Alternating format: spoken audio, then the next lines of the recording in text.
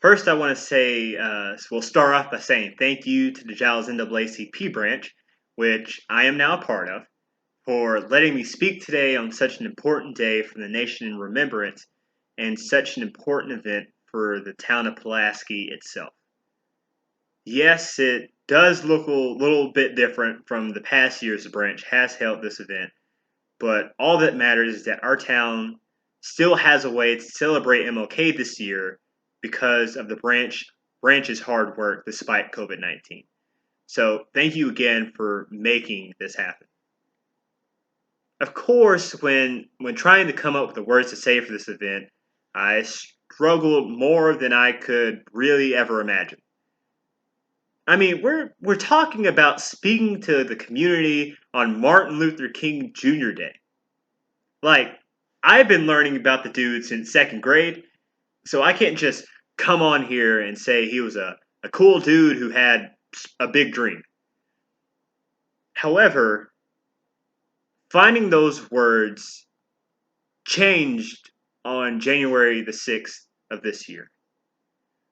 I had just woken up off the couch, tired and still half asleep, and I go to look for my phone, and when I look at it, I see a news update that I didn't completely understand.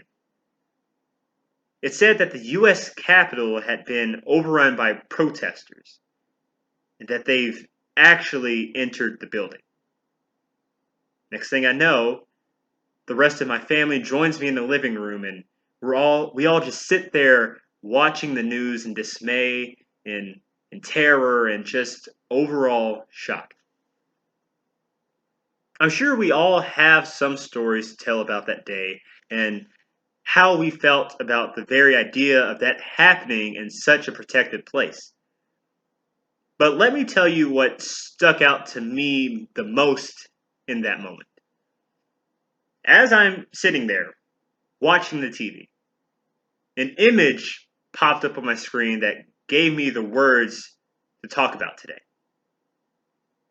In this image, a man had just broken into the Senate chamber of the Capitol.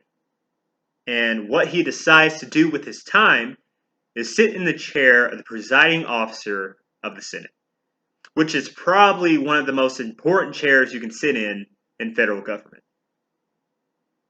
In this picture, the photographer gets the image just right to where you can see the historic Latin phrase that's written above the chair.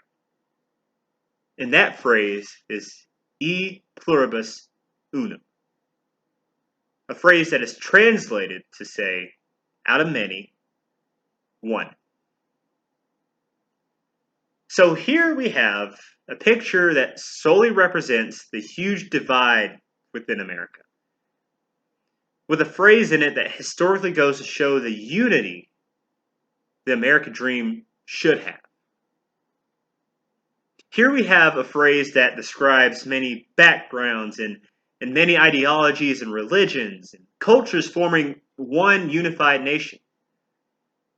And now that picture, that very event on January the 6th, has changed that phrase to describe one nation divided into many broken pieces.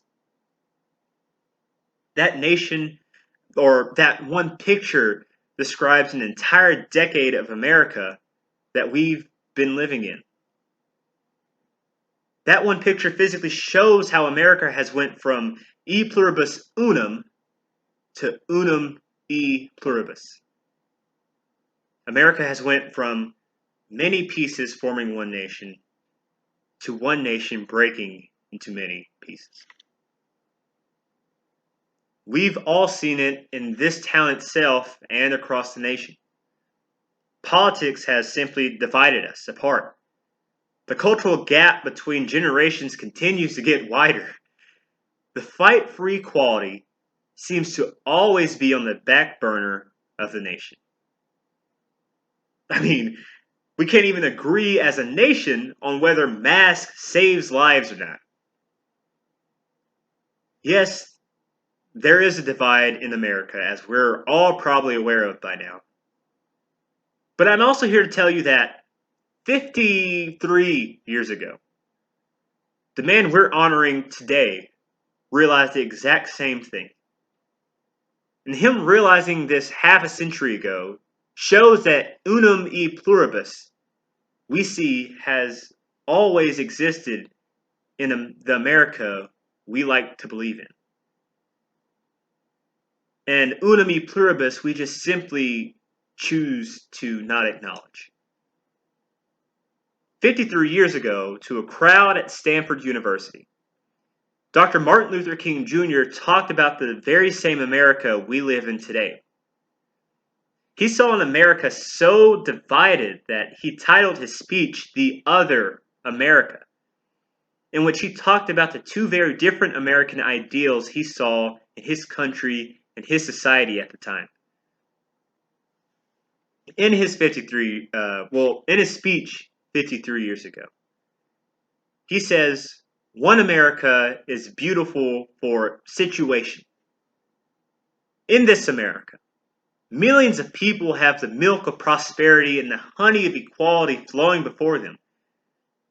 This America is the habit of millions of people who have food and material necessities for their bodies, culture and education for their minds, freedom and human dignity for their spirits.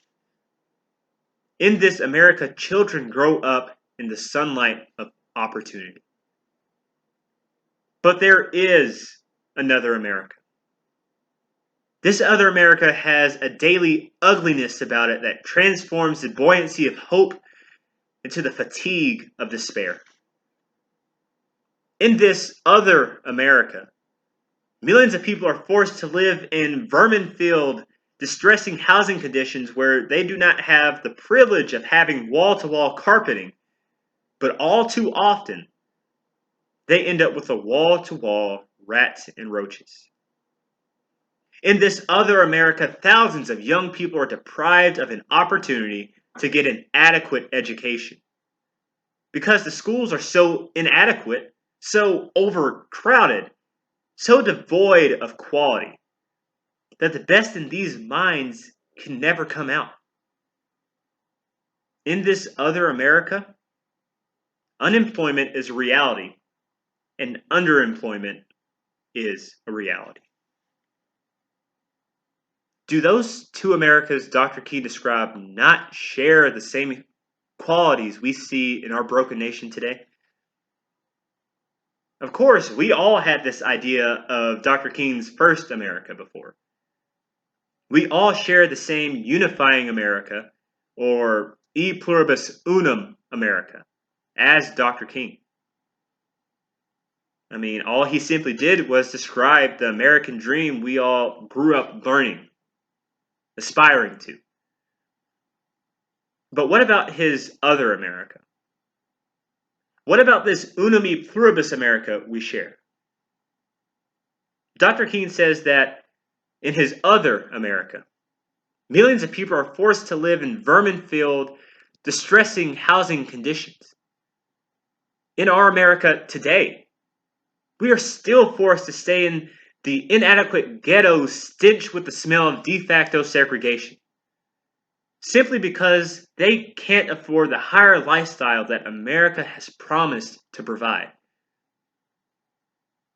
Dr. King says that in his other America, thousands of young people are deprived of an opportunity to get an adequate education because the schools are so inadequate.